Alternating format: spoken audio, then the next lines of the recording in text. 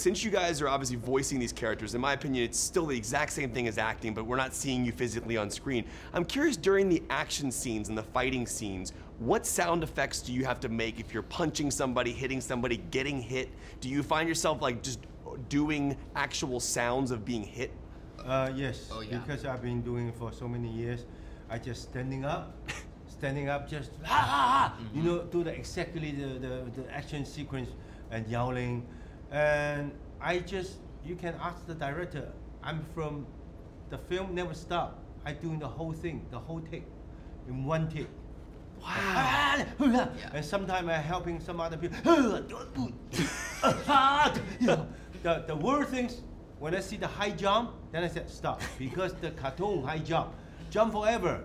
You have to yell, ah!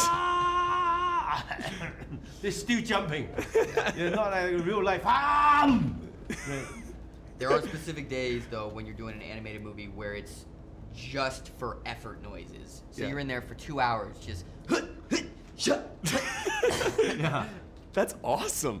But back when you made like the action films, I can't wait for Foreigner. I'm very excited about that. Did you have to ADR those sounds? Did you have to go into ADR and like do that? Some other people use some other people dub. And every movie I have to dub by myself. Sometimes I hate the dubbing. Hey-ya, ha, hey-ya. No, they're wrong. And sometimes they miss the punch. And even in the old day, we have to do the sound effect myself, because in the back, boom, boom. Actually, it's a dun-dun-dun. And if you dun-dun, dun-dun, it's no good. Dun-dun, dun-dun, dun-dun. You have the dun-dun, dun-dun, dun. So we have the dub like hop, hop, and we jump in like this. We have to do these kind of things. I'm glad when I was young, learned so many things. I was in the dubbing room. I'm helping people doing the sound, chair, door opening, and the sound. So this is why I learned so many things in behind the business. So cool. 2 more quick questions for you. This is a fast one. No, only for me. Don't for me. No. If you could see any of your previous characters in Lego form besides this movie, which one would you want to see? Let's go with the 21 Jump Street character. Taco Bell. Yeah, dude, that movie is one of the greatest movies of all time. Lego drug dealer. I'm all in. Because those scenes were animated, some of the scenes were animated anyways when they were on the drugs. Right. Phil Lord and Chris Miller are geniuses. They are. I've been wanting to ask you this question for so long because I've been following your work since I was a kid. I'm Rumble in the Bronx, Super Cop, as I mentioned. Is there one particular stunt you did in your career that you look back on and go, I cannot believe I actually did that? Is there one that you look back on as a favorite stunt of yours?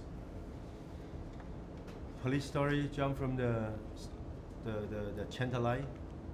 Why? It's long story. You just don't know what happened in that day, because all the battery cannot light up the whole light. We have to use the real battery from the building. I might get shot, but I have to shoot. And the lighting guy said, if any happen, I will shoot off. I said, it's too late. If I get shot, and it's just like a suicide. So this is why before I jump, you can see the film. Ah! I was dying. I said, just die. Because I have 15 camera. Whoa. 15 camera, and that time, you know, 45, 120, you can rolling, you can see the speed. Ah! And we only have a 400 feet. Not like American, they have 1,000 feet magazine. We only have 400 feet. If I'm not gonna jump, gone. Ah! Then I jump. Then I survive. Then after survival, I hit the 600 extra and the actors and everybody crying. I was there the whole night. Every time I get up, I go down. I get up. Then I thought, Jackie, I can do it. Jackie, I can do it. Wow. It's just like a suicide. That's amazing. Thank you for telling me that. It's an honor to talk to both of you guys. Well, I want to ask you about Leloy, because to me, when I first heard that, maybe the first like 10, 15 times, I was like dying laughing, because it was just a beautiful line. Talk about like saying that. Did you find yourself cracking up at first? Well, it cracked. Don't let him take credit for that. don't let. I mean, you take credit because you did it. Well, I did it. But I created it. It came out here's of my the- own here- brainicle. So. Yes, it's because Justin Theroux cannot read. He never learned to Not a read. strong reader. Did you know this? I can read. I'm just not Did a you know this? strong I reader. did not know this. He's never told me this before. Well, Well, tell- what it's the happened truth. was that it was my first day on the thing, and I was reading the script, kind of cold, and then I went like well, Lloyd, and I just slipped over the word. Oh, then you really did this. Literally. That's how we came and up with it just kind of Lloyd. looked weird on the page. It And just our had 2 dir- L's and OYD. And our director started dying laughing. He's And I like, died wait, what laughing. is? Hold on. And they were like, "That's hilarious. Let's just keep calling him Lloyd." Isn't that amazing?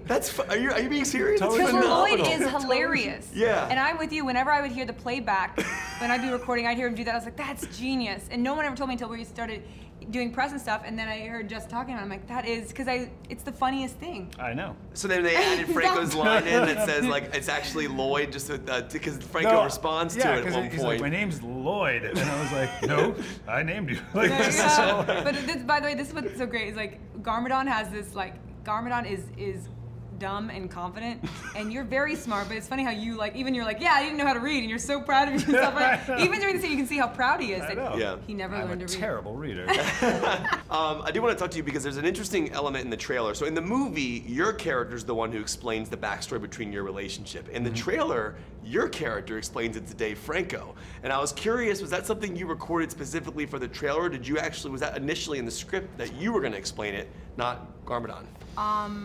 No, I didn't. I actually didn't know that. I haven't seen the movie yet, and I didn't know. I don't. You know, they just throw things out. I'm guessing that there was test audience that said that Justin's voice was scary. In mine. I don't know. We make the voices. We don't make the movie. No, there's a lot of times where we're saying things and it's We're like. not bright people. No, I didn't know that. No, I didn't know that. Yeah. No, I didn't know that. I think that they probably made a decision to just, or like wherever we were. Or maybe it's 'cause a there's mo- a whole maybe thing in the house maybe that mothers happens. bring their maybe it's a whole like mothers bring their kids to things I'll more so tell that you they what wanted happened to. is that Oh, you know. I thought they were really ignoring the storyline that, there's obviously she's amazing as Coco's You an take amazing away my character. lines from you. You pitched a way to take hang my on. lines. You stole her. That's what I'm trying to get at. You she stole her lines. Plays an amazing woman who a single mother who raises Lloyd. Lloyd. It's Lloyd, and there's another story that's not told, and it's a theme that I hope gets picked up throughout Nobody listen. the movie, which is that DC, don't turn it off. Garmadon was abandoned by his wife That and is child. the stupidest thing. Garmadon was not. Garmadon is an evil warlord. He's an abandoned father. And you can't raise He's a the child. victim in this situation. See what I mean? He I thinks. felt that same Yeah, way. I know. What? No, I'm glad I that actually came felt through. bad for him at times. Yes, of Like, course, as you should. He made some tries poor to destroy choices, the all city right? that his ex-wife and child live in on a weekly basis. True. I still felt bad for him. Well, that's just because he's just so likable. He's a It's likable. It's because he's dumb and confident, and that's it's his. the 8-pack abs. That's know. what it all It comes is. back It's to. all That's what it all back to comes back to. Right there. Yeah. Well, first of all, congratulations to you both. I think, I guess on a serious note, that one of the things about this film that I love was the self-discovery element of it. And I think that finding what you can do and pushing yourself to a certain limit. I'm curious, whether it be this role or any role we've played in your career, what's the craziest thing you found out about yourself from a performance you've done?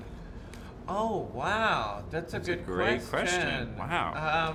I found that when I've played a role where it's a person who's sensitive, I become more sensitive in my real life, and I start like crying more at movies. It's so Really? strange. Yeah, like if I play a part where I have to like be sad or cry, then I sort of feel like that all the time. Yeah, or if you're playing like a character who's really loving, then Yeah. during that period of your life when you're playing that character, you feel like a better version of yourself, a more generous version of who you actually are. Yeah, you realize that these lines like are quite blurry. Like if we're acting in a scene where I'm supposed to be agitated, I'm kind of agitated all day. Often, if you're often on Silicon Valley, if someone's doing a scene where they have to be sad, at the end of the scene they'll be like, "I just feel like this isn't going well." Yeah. Like, they'll feel like They're their just performance sad. is bad.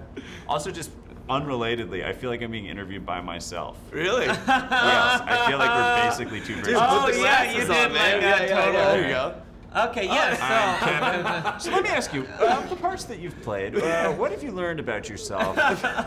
Right? You were interchangeable. That's really good. You look, that's good. Thank Yeah, you. Thank you, that's sir. amazing. Thank you for saying that. I'll take that. My wife loves the show, so she loves your Oh, character. good. Thanks. I do want to ask you, there's a line in the film where you joke about your mom collecting seashells, and you make a joke about like the fact that like his mom is like, or his dad is this horrible villain. I'm curious, a family member in your family, you don't have to name names, has the craziest quirk. What's the craziest quirk you've seen in your family?